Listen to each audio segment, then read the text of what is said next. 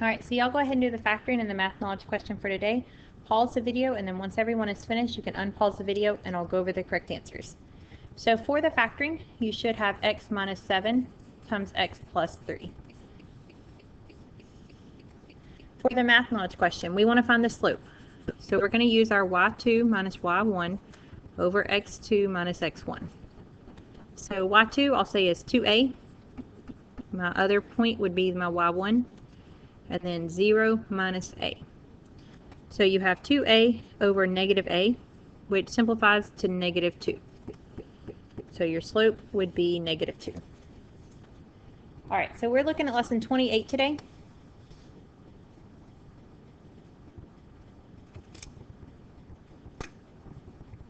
We're going to be looking at triangle congruence theorems.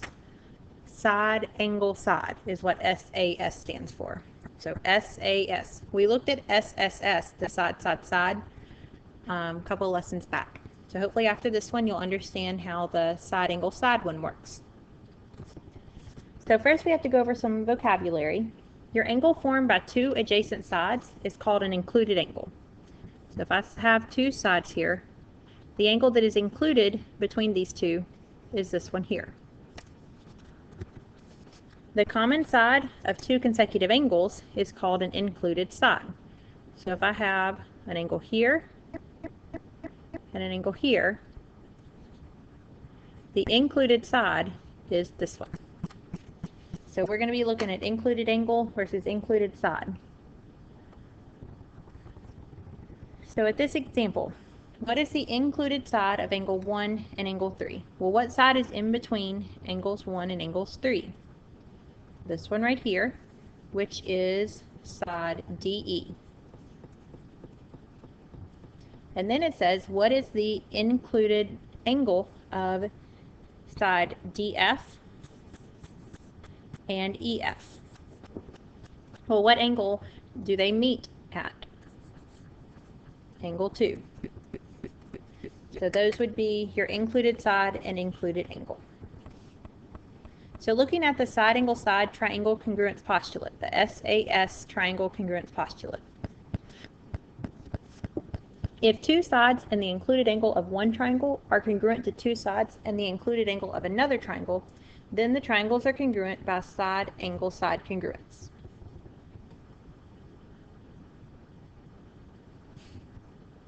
So we want to determine whether the triangles are congruent by side angle side. So we have to have a side, an angle, and another side, where the angle is in between the two sides. So they tell us that we have this side here that's congruent to this side. They also tell us we have this angle congruent to this angle. Are there any other markings on the triangles? No. However, they both share this side here. So that means that it has to be congruent for the two triangles since they both share it. So this would be, starting on one triangle, side, angle, side. And if you look at the other one, it's also side, angle, side. So yes, they are congruent by side, angle, side postulate. Okay, so that's how you can use the side, angle, side. On this one, we want to know what x value will make the triangles congruent. Well, if you look, this is a side, and then an angle, and then a side. This is a side, an angle, and a side. So the way that we're going to make them congruent is to make this side congruent to this one. So we're going to have to say 9x minus 11 is going to need to equal 3/2 x plus 4. From here, I'm going to get rid of my fraction, so I'm going to multiply everything by 2. So that's going to become 18x minus 22 equals 3x plus 8. And then from there, I'm going to subtract 3x. So 18 minus 3x is going to be 15x. And then if I add 22, I'll get 8 plus 22 is 30. And then divide by 15, x would equal 2. So that's going to be the value that will make the triangles congruent. Okay, we're going to look at another example. we want to use the side angle side postulate to prove the triangle's congruent. And it says given and prove. So on this one, that means we're going to need to do a 2-column proof. So we're going to have statements and we're going to have reasons.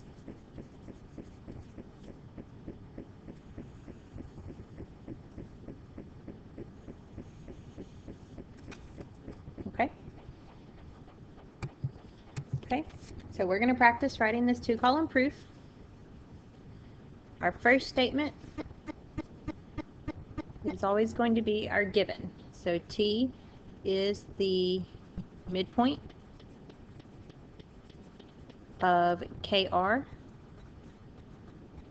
and angle KTP is congruent to triangle or angle RTP. And the reason there would be our given.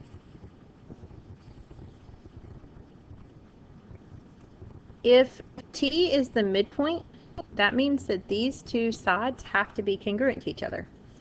So KT is congruent to RT. And you have to make sure that your corresponding angles match up with each other. The K is corresponding to angle R. And so that would be from the definition of midpoint. From there, we need to tell one more side because we have a set of sides and our angles. So we need side, angle, we need one more side. And that side that's going to be congruent is side TP to itself because they both share it. And so that reasoning is going to be the reflexive property of congruence. And so now we know that the triangles are congruent.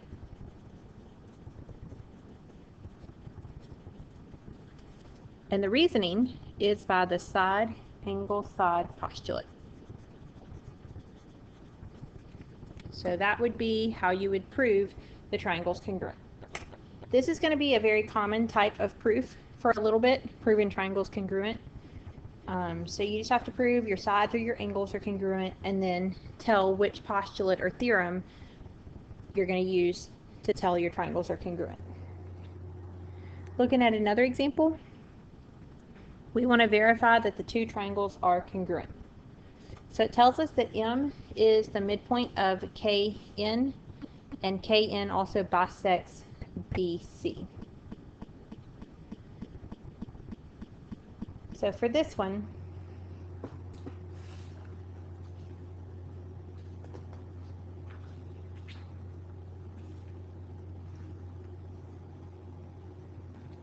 you don't have to do any sort of proof. It just says verify. So the way that I would verify it is just to write it out. If M is the midpoint of KN,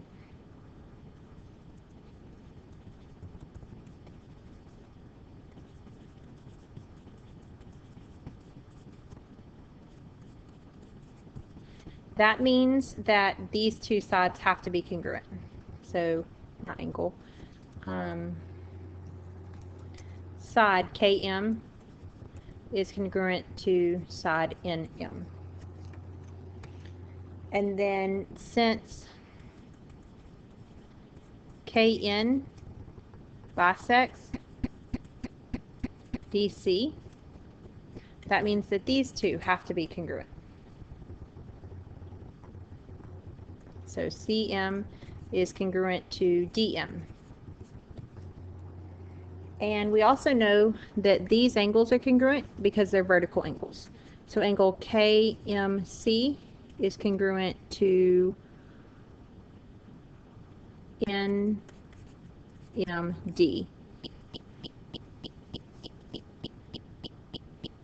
because of the vertical angles theorem. Therefore, the triangle KMC is congruent to triangle NMD by side angle side postulate. So that's how you could tell that they are congruent. Again, it didn't say prove it, it just said verify it. So you can just write it out whenever it says that. Okay, so let's see if y'all can do these two practice problems by yourself. And then once you're finished, unpause the video and I'll go over them. So are these congruent by side angle side? Well, this one says side angle side, and this one says side angle side. So yes, they are. For the next one, we want to find the value of x that makes the triangles congruent.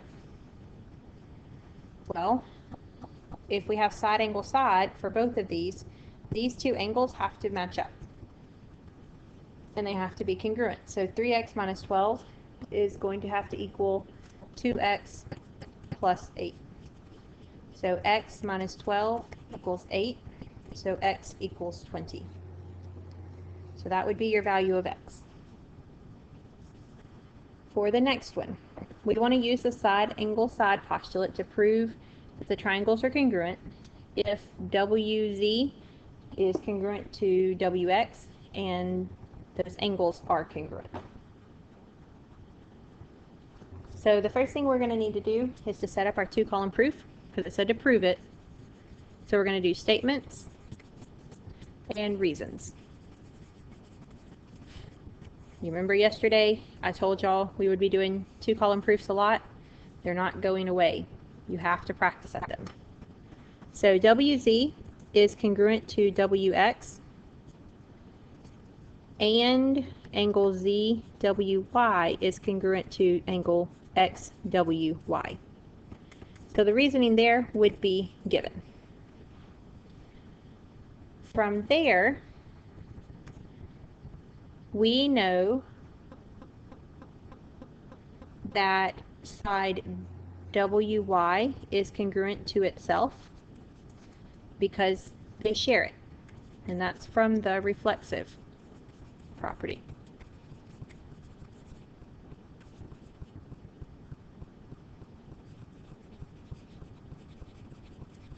And then from there, we know that the triangles are congruent, and the reasoning is the side angle side postulate.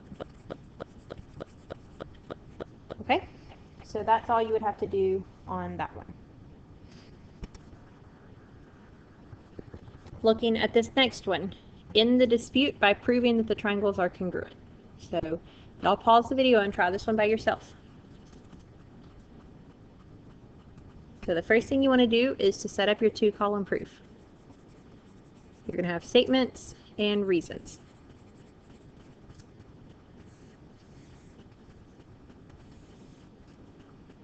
So the first one, C is the midpoint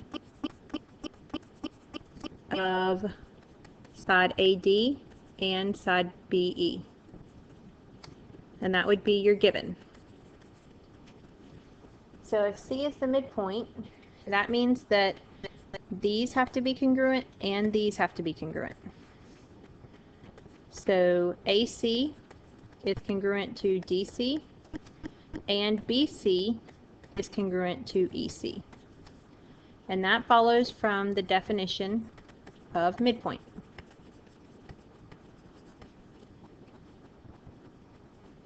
We also know that these two angles are congruent.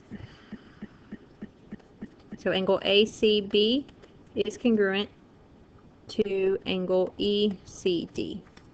And the reason is the vertical angles theorem. And then from there, we know that the triangles have to be congruent. And what would be the reasoning for it? The side angle side postulate. So that would be your proof for that one. So hopefully as you're continuing to practice these, they are getting a little bit easier. Again, you can't give up on your two-column proofs. They're not going away. So let's look at our challenge question. We want to determine if we can use the side postulate, side angle side postulate, or neither to prove the triangle's congruent. So y'all see which one of these would work. All right, so for this first one, the angle is not in between the two sides, so these cannot be used. The side angle side cannot be used for this one. Okay, for this next one, we have side angle side, side angle side. So this one would be the side angle side postulate. For this next one, they give us 3 side lengths to match up, so this would be the side side side postulate. And then for D, it's side side angle. So that one, we can't use either one to prove the triangle's congruent. So you got to make sure that when you're looking at side angle side, the angle is in between the two sides. It's included between the two sides. Okay, so your homework tonight is 1 through 30, so make sure you do those tonight so we can go over any questions you have tomorrow.